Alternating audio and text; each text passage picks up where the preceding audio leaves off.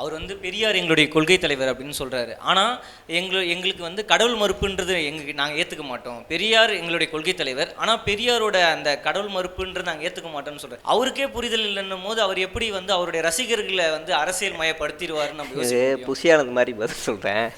பெரியார கொள்கை தலைவராக அவர் ஏற்றுக்கல, பெரியார்ட்டேருந்து கடவுள் நம்பிக்கை அவர் ஏற்றுக்கலன்னே வச்சுக்கோ. வேற என்னதான் பெரியார்ட்டேருந்து எடுத்துக்கிட்டாரு அவர்கிட்ட கேட்போம். பெரியார்கிட்டருந்து நாங்கள் மத நம்பிக்கையை மட்டும் நாங்கள் எடுத்துக்கல, மற்றதெல்லாம் நீ எடுத்துக்கிட்ட. வேற என்ன எடுத்த பெரியார்ட்டேருந்து? பெரியார் எதுக்காக போராடினார்? சும்மா நீங்களே சொல்லுங்க. மெயினாக மதத்துக்காக தான். மதம். ரெண்டாவது சாதி. மூணாவது பெண் உரிமை.